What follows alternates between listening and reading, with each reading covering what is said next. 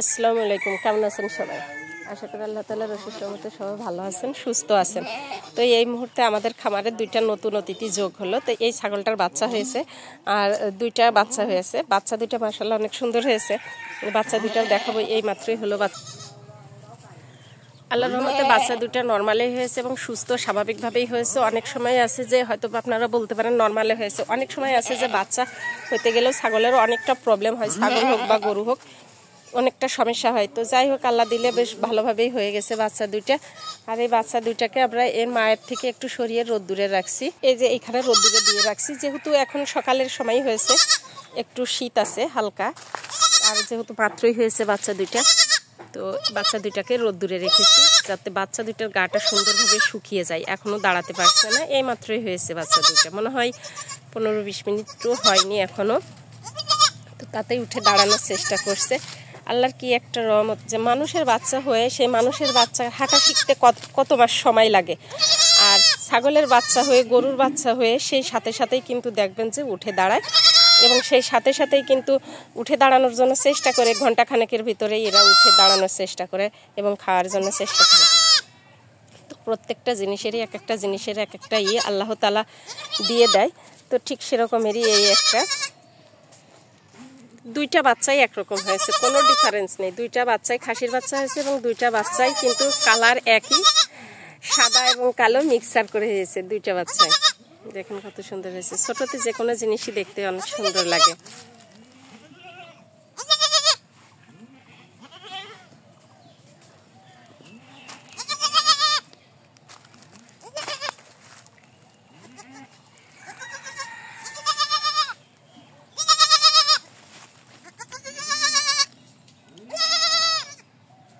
আলহামদুলিল্লাহ, দেখতে বেশ অনেক সুন্দর লাগতেছে। তবে বাচ্চা দুইটা সুস্থ স্বাভাবিক আছে এবং মাটাও সুস্থ স্বাভাবিক আছে।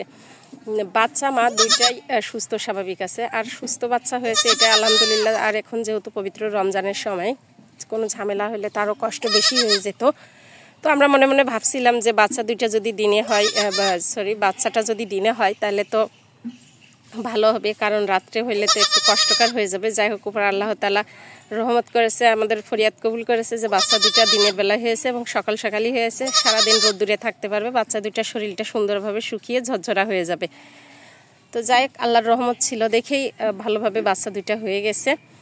সবাই দোয়া করবেন আমার খামারের যে দুইটা নতুন অতিথি যোগ হলো, এই অতিথি দুইটার জন্য, যেন বাচ্চা দুইটা ভালো থাকে, সুস্থ থাকে। এবং এর মায়ের কিন্তু পর্যাপ্ত পরিমাণে দুধ হয় উপর আল্লাহর রহমতে, সেটা আপনারা হয়তো বা বাট দেখলেই বুঝতে পারবেন যে মানে খুবই আল্লাহর রহমতেও পর্যাপ্ত পরিমাণে দুধ পায় এই বাচ্চা, কোনো তেমন একটা কমতি থাকে না। তো যাই হোক, তারপরেও বড় কথা হচ্ছে যে বাচ্চা যখন হয় তখন কিন্তু এই যে শাল দুধটা থাকে, এই শাল দুধটা কিন্তু বাচ্চাকে দিয়ে দিতে হয়, তাহলে কিন্তু বাচ্চা পর্যাপ্ত পরিমাণে হেলদি থাকে, সুস্থ থাকে। আমরা অনেক সময় আছি যে শাল দুধটা দেখা যাচ্ছে গেলে ফেলে দিই, কিন্তু না, এই শাল দুধটা বাচ্চাকে দিতে হবে। বাচ্চা খাওয়ার পরে যদি পর্যাপ্ত পরিমাণে থেকে যায় তখন ফেলে দিতে হবে। আচ্ছা, এই জায়গায় আরেকটা কথা আছে যে অনেকের ছাগলের আছে দেখা যাচ্ছে যে এরকম বাট অনেক বড় কিন্তু বাচ্চা দুধ পায় না। আর এই দুধ না পাওয়ার পেছনে কারণ আছে, সেটা হচ্ছে যে বাচ্চা দুধ খাওয়ার পর যে অতিরিক্ত দুধটা থাকে ওটা আপাতত 2-1 দিন দহন করে ফেলে দিতে হয়, না হলে ওই দুধটা শরীরে বসে যায়, শুকিয়ে যায়, আর শুকিয়ে গেলে তখন কিন্তু বাচ্চা দুধ পায় না, এই একটা প্রবলেম হয়ে থাকে। তো বাচ্চা যখন হবে ছাগলের, আপনাদের ছাগলের যখন বাচ্চা হবে, চেষ্টা করবেন বাচ্চাকে দুধ খাইয়ে দেওয়ার জন্য। খাওয়ার পরে যে পর্যাপ্ত দুধটা থাকে ওই দুধটা অন্তত যেদিন বাচ্চাটা হয় 2-3 বার দহন করে ফেলে দিতে, আর তারপরে আরেকদিন, মোট 2 দিন দুধ দহন করে ফেলে দিলে আল্লাহর রহমতে আর সমস্যা হবে না। তবে এই ছাগলটারই গতবার কিন্তু আমাদের এতটা পরিমাণে দুধের ছিল যে ছাগলটার শরীরেও জ্বর চলে আসছিল, এবং দুধটা কিন্তু আমাদের দহন না করার কারণের জন্য কিন্তু দুধটা অনেকটা শুকিয়ে গিয়েছিল। পরবর্তীতে ডাক্তার এনে ওষুধ দিয়ে তারপরে সেটা সমাধান করা লাগছিল।